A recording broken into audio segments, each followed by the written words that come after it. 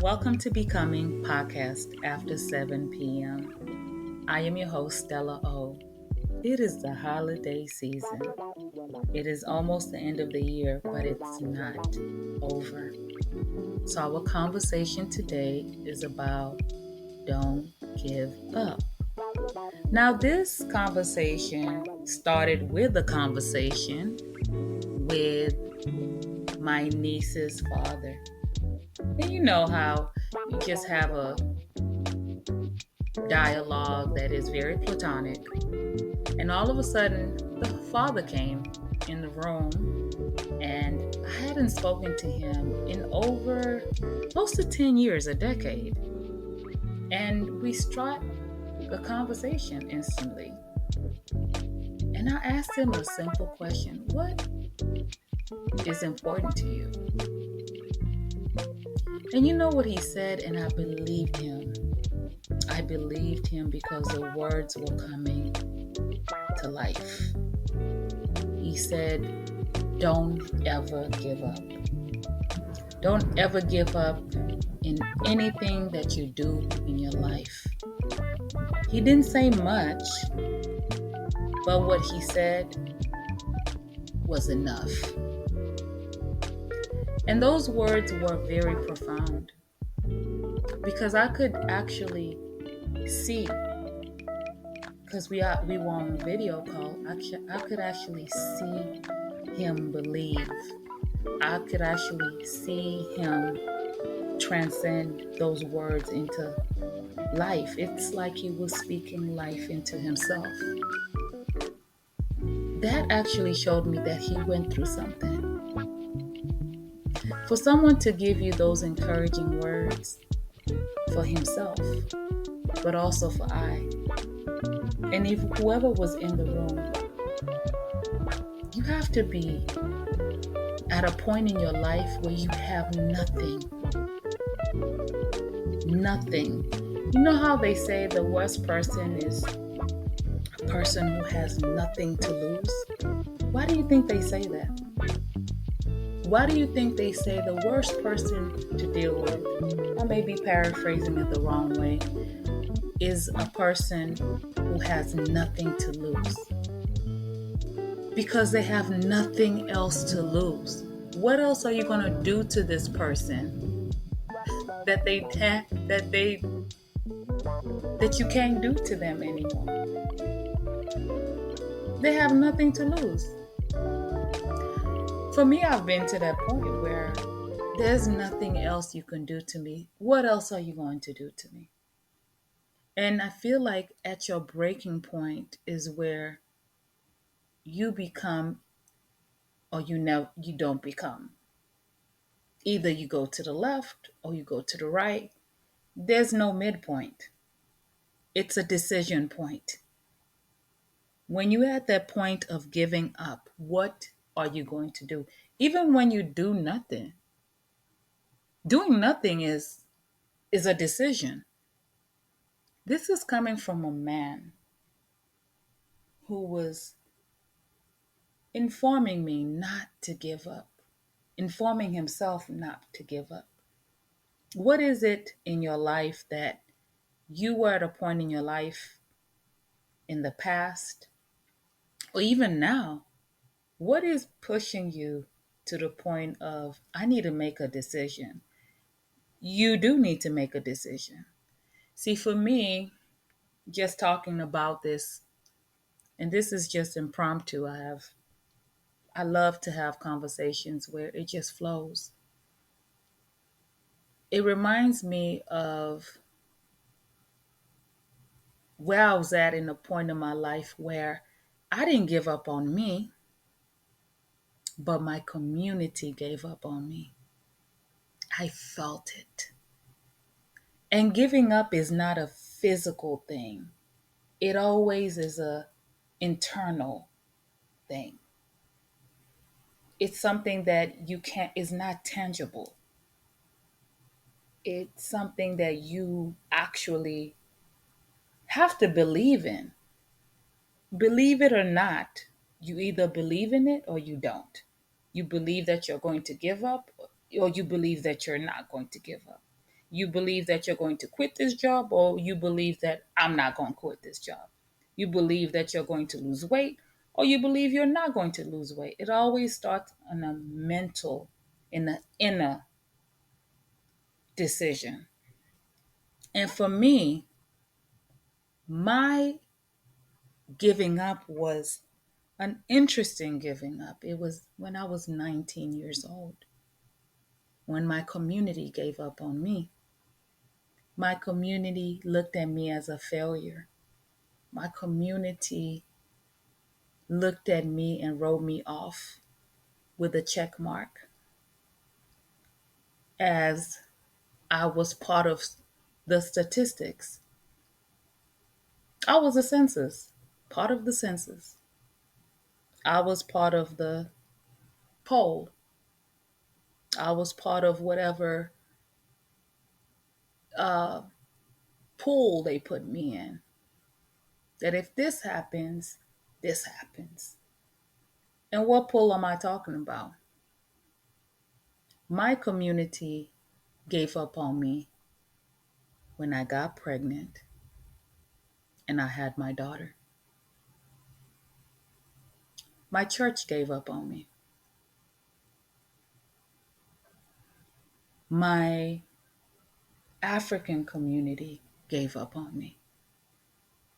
I was written off as a failure. It didn't need to be said, but it was said loud enough that I could hear it. Some things don't have to be said by words. It even hurts more when it's not said. I'd rather someone tell me something that they don't like about me or tell me I have given up on you. But when your people or your community show you that they have given up, that's even more painful. But what I am grateful for, that it's like a domino effect for me. I never gave up on me at that moment, which is very interesting because I didn't. It was like pregnant, I had my child. I never accepted the statistics that whatever my community gave me, I automatically rejected it with flying colors. Anyone who knows me, you know who I am. I I am who I am. I'm not perfect, but I have a strong personality as a mother. I had a responsibility as a mother to my child, to my daughter. And what I'm grateful about is that the most essential person in my life that didn't give up on me was not my community, as you may say, but it was my foundation, my mother. She made me feel no different at all. And that transcended to me, never a conversation. She was always proud of me. I gave her her first grandchild. And that gave me a strength to keep pushing as a single mother. Even though the community put me in a box of you're 19, you're single, you're unmarried, you'll not make it, you're uneducated, you have no degree, you're not stable, and the list goes on. I never accepted any of those things. I rejected them automatically. But I saw rejection very early on. And I think that's what made me who I am. I believe it. So, my question to the man, or the men out there, because this conversation came from me having a conversation with a man. So, as a man, have you found yourself giving up? Have you found yourself that you weren't man enough? Have you found yourself, as in my situation, I was 19. Of course I had a partner. Did he feel some type of way? Do you feel some type of way? Did you give up on yourself? Did you give up on the relationship? Did you give up on being a father? Or did you just give up on life itself? Sometimes there are moments in our life that are very pivotal, but they're very shocking, that you're not ready for. Having a child is one of them. But I believe that it also affects the man as well. And I wonder, how does it affect you all? Is it in a way that I, as a woman, can be able to understand where you're coming from? Who gave up on you? Or what pushed you to give up? Was it that you're not in a place in your life? Women, too. Is it that you're not the size that you think society should have you at? Image is always important in the world that we live in. What we are, how we are perceived in the public eye, but what are we inside? What are we when we're not in the public eye? For me, that is more important. What's more important to me is what I am within these walls. I care less what's out of those walls. Things can be perceived how they want to be perceived. Not saying give a portrayal that is conflicting of what you do. But what does giving up mean to you? What does that actually look like? For me, it started off as me being a teenage mother. But that was the most profound time in my life that made me the woman. My womanhood begun at 19. My identity begun, my strength. I pulled strength from my child. I did. I sure did. I was responsible for someone else. I had to get up and do things for someone else. It gave me a meaning, it gave me a purpose. It was intentional that I can't give up because I have this to do. I have this to accomplish. I'm now a mother. Society looked at me as a failure, but I came out a winner because I have life. It was interesting because I was reminded that there's more to life than what I thought was before. I would say I didn't really have a good idea, or I didn't really have more of a drive. My drive was not as driven until I had a purpose. So for me, it was a blessing in disguise. It was a blessing in disguise. I'm glad I never gave up, even when my community gave up on me. I'm glad that I did not accept the statistics and to keep me bounded by those numbers,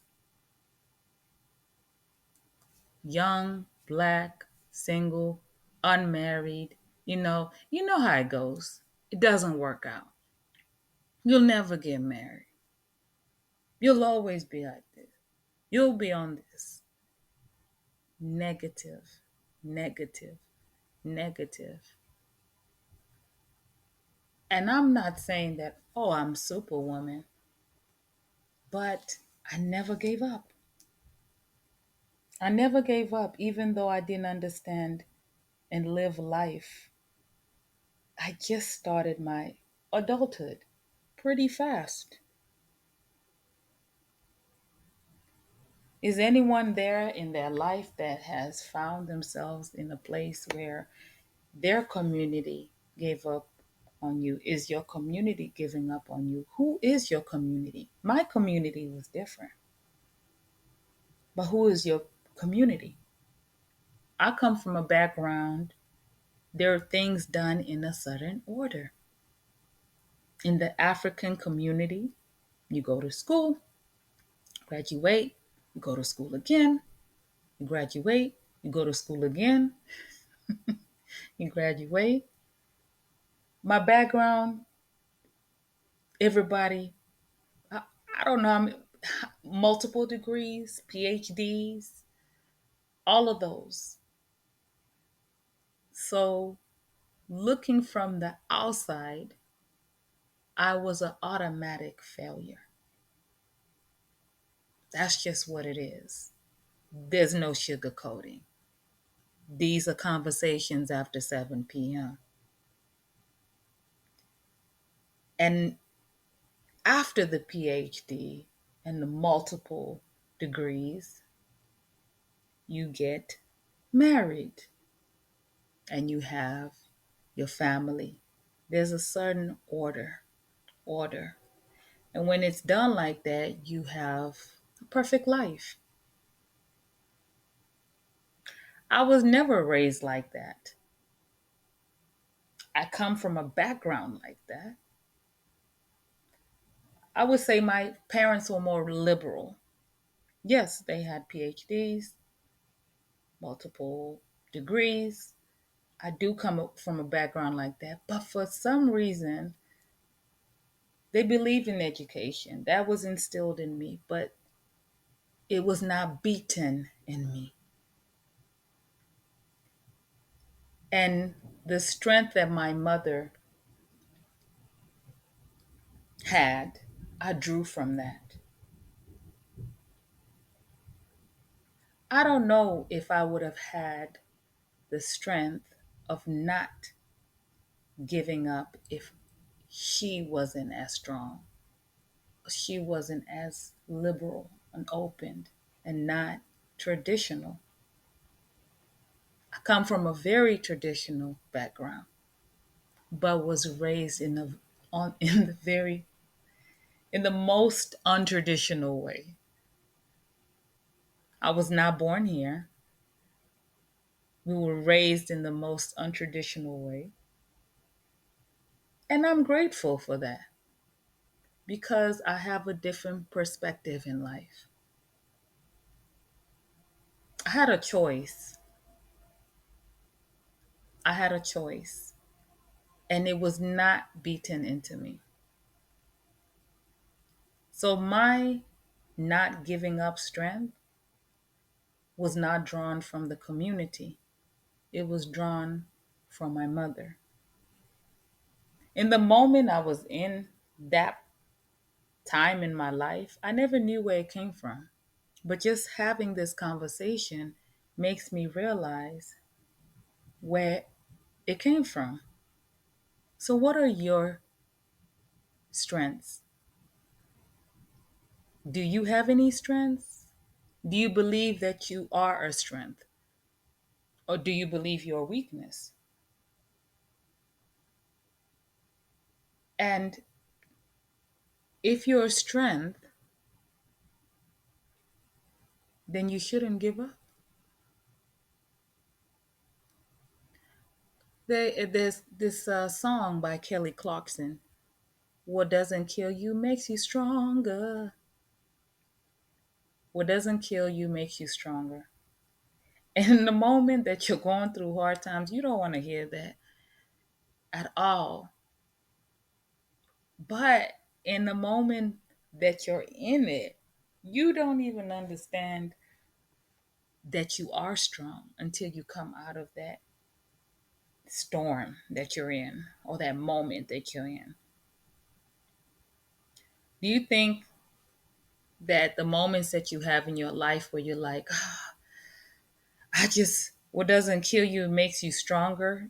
You have the puppy love whenever you're in like school and you break up or whatever, and you're like, oh, and you're in junior high or high school and you feel like life is over and you can't make it without this guy and everything like that. But you're still making it 20 years later. There's nothing wrong with you. You're still breathing. What makes you give up?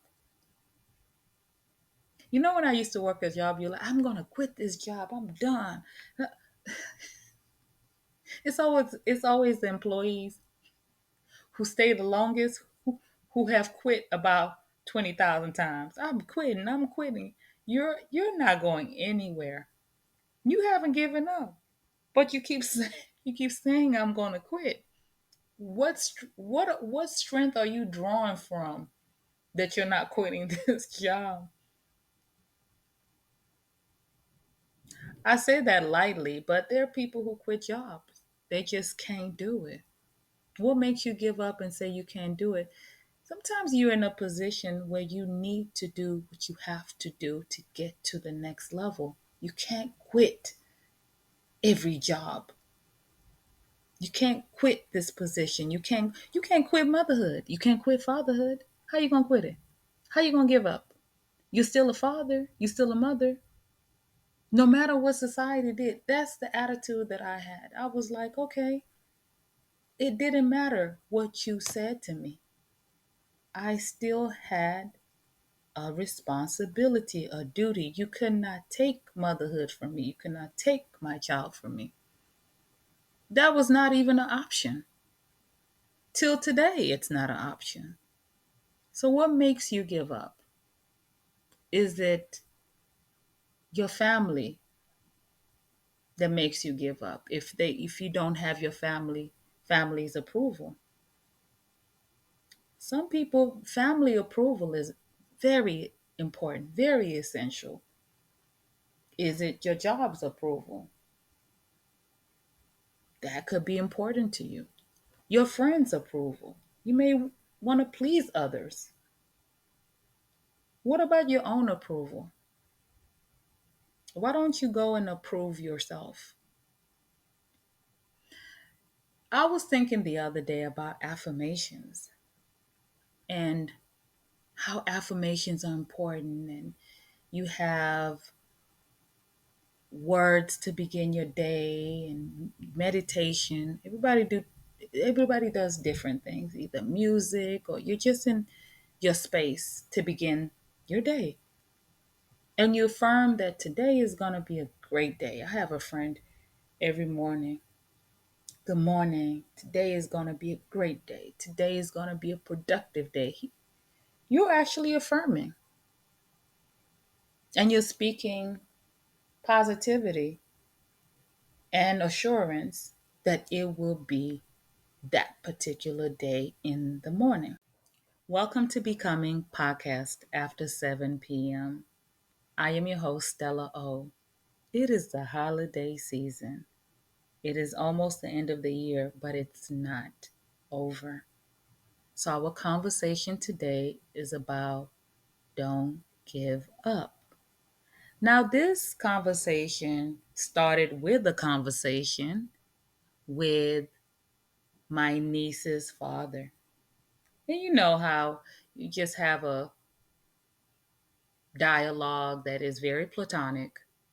And all of a sudden, the father came in the room, and I hadn't spoken to him in over close to 10 years, a decade. And we struck a conversation instantly. And I asked him a simple question: what is important to you? And you know what he said? And I believed him. I believed him because the words were coming to life. He said, don't ever give up. Don't ever give up in anything that you do in your life.